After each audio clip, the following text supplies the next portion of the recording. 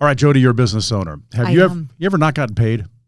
Yes. Really? What'd you do about it? Yeah. We followed up. We ask them. We send the emails, the phone calls, all those things. And then, eventually. Just give up? Depended on the scenario. How did it make you feel? Yeah. How did it make you feel? It made me feel crappy, Joe. I didn't like it at all. And mean and angry. Well, because as a BBB accredited business, I'm doing things with morals and ethics that goes against everything I believe in. And I would never not pay a bill for a business or service that I received. I know, because I hear a lot about it, that some BBB companies, businesses aren't getting paid. Yeah. And they want to know what they can do about it. Yeah. That's an interesting question. I'm going to think about that. Yeah. Because we're coming back in just a minute. Okay. More with Jodi Low here in just a minute. This is Joe Knows Better.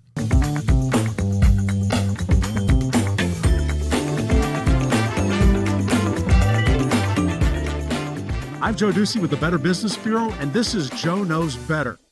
I'm pleased to be here with Jodi Low, owner of You and Improved. You're the founder and CEO. I am. You're also the president, or the chairman, rather, of the board of the BBB. I am. Yeah, how do you like that? I love it. Matt's listening right now, so you got to say something. Okay, so nice. I would not say it just for Matt, although I adore Matt. Our CEO. Not doormat, that came out wrong, but I adore Matt. Let me put pauses in there. Adore Matt. I love this organization with all my heart because it stands for and is based on everything that is like the fiber of my being, which is you do what you say, you do what you say you're going to do. You do it with morals, you do it with integrity, you do what's right. And I love that. I love everything about it. Do you think people know that about the Better Business Bureau? When you're out there in the world and you're doing, talking to various people, do you think they know what the BBB actually does and why it's important to become an accredited business? I think some do, some don't. Okay. I think there's some misconceptions. I think a lot of people think back to, grandfather's days of, it's that company, where you file complaints. Or are they like a law enforcement agency? I don't think they really get it. Right. Yeah, and the word bureau can throw people off. Yeah. However, I think those younger businesses, younger companies, newer generations are starting to see the breadth and depth of what the BBB actually does and how many resources and tools and how that's a piece of it. And yes, they are there to advocate on your behalf and to help.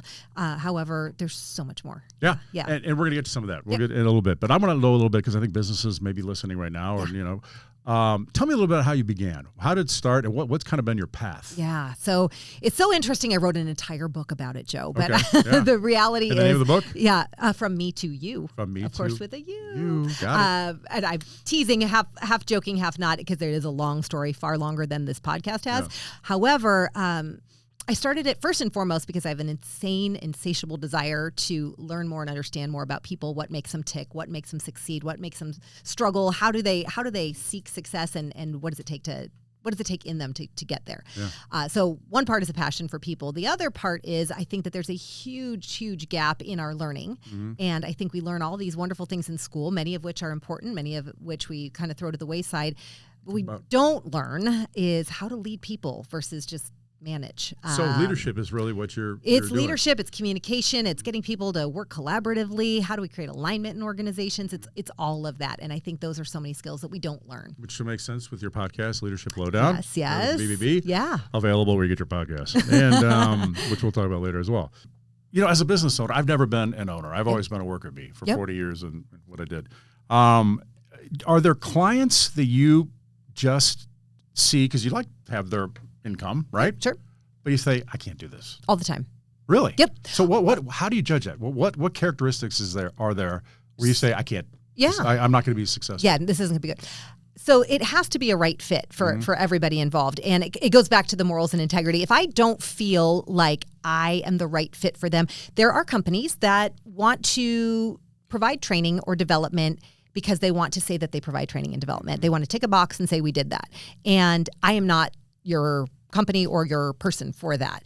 My soul, my heart, my passion is true leadership development. And that's different. That's not sitting behind a screen and watching a video and saying we did X amount of hours to what kind of stuff do you do? I mean, do you get public speaking things? Do you actually? Yeah. Joe. And what is the we fear? do so much fun I want to stuff. hear about the fear that people have of public speaking. Public speaking, of course, right? Yeah. So that's a big piece of it. Through it. So we have a series of challenging processes that are part of. So if we're talking about some of our 2.5 day intensive courses, they're intense for a reason. We jump right in from the get go, and we allow them to practice right then and there Yes, public speaking. How do you speak with confidence, conviction? How do you get out of your shell? All of those kinds of things. How do you give feedback? How do you receive feedback? How do you coach and develop others in your organization? So active listening. There's so many pieces to it. I don't want to give away your secrets here, but if you could say, and this is going to be really hard, but if there are one or two things you would tell business leaders, what is it that makes them successful? What are the characteristics that make, in many cases, a leader? Mm-hmm.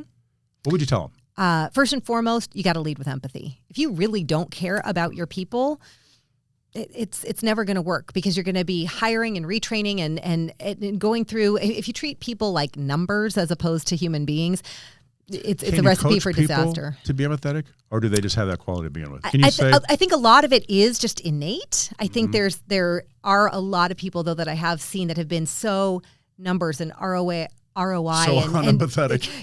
That are so just about a bottom line. People. They just don't have a heart. It's why Yoon approved heart-based leadership. I wanted to create a heart-based leadership movement, and the way to do that is by pouring into your people and caring about them, sometimes more than you care about yourself or the bottom line. How do you show that? How do they show that? I mean, it's not through cookies in the room and I always joke that that's great. A foosball table does not a culture make. That's okay, nice, it's fun, but that's not what drives and makes a great culture. Yeah.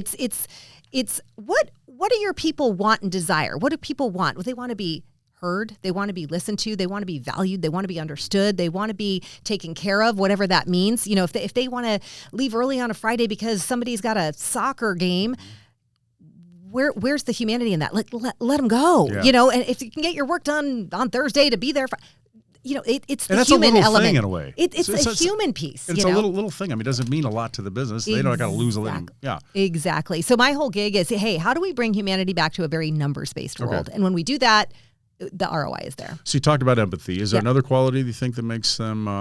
Maybe you might have answered that in the answer. Yeah. I mean, I think there's a lot. I mean, I could list a ton. Yeah. I think another one is. Do you look at people and just say, "You're not going to be that leader. You're not going to be that guy." Or I am a little rose-colored glasses there, because I do believe if you care about people and truly care. I mean, it can't be a BS thing. Authentically, you care about your people. Can see through that.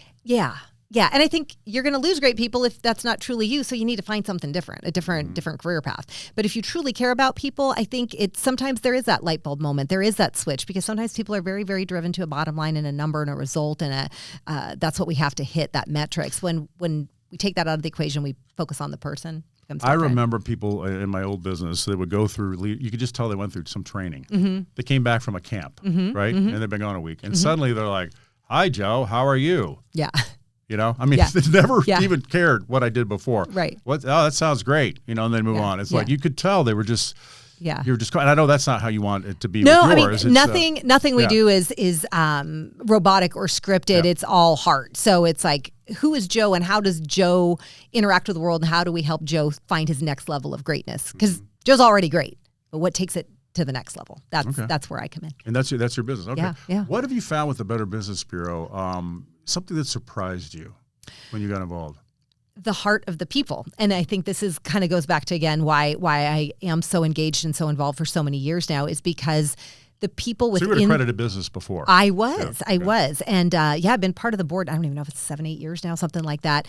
And got involved in the board because trusted friends and colleagues and clients had said, "Gosh, I put your name in. Like, you need to be a part of this." I had no idea. I was one of those companies that didn't have any idea of what all the BBB did. Once I saw it and once I met the people, I was like, okay, how do I get engaged? Now I am also a person who tends to, if I'm in it, I'm in it. Yeah. I'm not a very good participant in the background or in the shadows. If I'm in it, like, let's go, let's roll up our sleeves and get to work. And I love that, because that's the heart of this entire organization. And whether it's in Phoenix or San Diego or Fresno or Orange County, each market has that same heartbeat, and you can feel it. You can feel it from the minute you walk in the door, how you're greeted, how you're taken care of, how the concern, it's that. And I know it sounds like a sales pitch for the BBB here, but it is, because it actually is a great organization. It a lot is. more I tell than I people ever thought. all the time, I'm like, you got to get involved. And why being an accredited business is so important. And I always talk to consumers too about how it's a free service basically for consumers. It's like these businesses are vetted in a certain way. They're not able to keep their accreditation if they do certain things. Yeah. So it's a great way BBB.org to look for reviews, to find these businesses so they can stay away from the scams and things that I always talk about. Let me talk about social media, okay? Because I know both of us have podcasts. Yeah. Leadership Lowdown, was better. And we like to get it out there for people to listen because we want people to hear it and learn from it and do all those things. Social media is a big part of that. You know, sometimes it's hard though to get beyond like a bubble. You know, what would you say to businesses? How important is social media, and is there any, I don't know, any advice you'd give them about their business and what it does for their bottom line? Yeah, I'd say two things. First and foremost, I don't think social media is the end all be all for every company and every industry. Okay. So square peg, round hole. Like if it's not if you're a plumber and you don't have content, or if that's not who you are, and I just pick plumbing randomly, but if it doesn't align with you or even just your personality or the culture of your company, you could do very, very well through word of mouth and through other, being involved, again, maybe in the BBB, finding different avenues. It might not be the right answer. Okay. For the companies that it is a right answer for, just be you, be authentic. And I think a lot of people go, oh, well, that worked for that company or my competitor, so I'm going to do be that. Be authentic. So what? Say you're going to do social media. It's like, hey, our business is whatever, or no, just try to find. You have to almost cut through those. Is something funny? Do you do something crazy? Yeah. Like, well, do something funny and crazy if that's you. Find the thing that resonates and is most you. But, if it feels like it's put on or fake, people see through that, and that's even like with our podcast too. It's like, I don't ever want to be behind a mic to say something or do something that isn't authentically me, because you're going to see that that's not her. Or that seems fake. So you're going to get real. And I always say that even as a speaker, I'll be on a stage. I might make up a word, might forget something. I'll be on. Hey, you know what? Screwed that up, didn't I? So you're on stages. You talk to big groups. Yeah. A lot of times. Oh yeah. Did you ever come over? Because I talk about this fear because I had it at some point about speaking in front of others, and then it just kind of after what I did, you just had to do it. Yeah. But did you ever have a fear of speaking in front of other people? And I'm sure when I was younger. I can't really think back. When you look back, like, oh, there's certain people that I really, I don't want to, or. I guess I didn't. I think it just comes from I really love people. I took public speaking as electives in high school. I was weird. You've got so much energy all the time. The secret to that, is it caffeine? I wish I could tell you that it was caffeine or an energy drink. It is none of the above.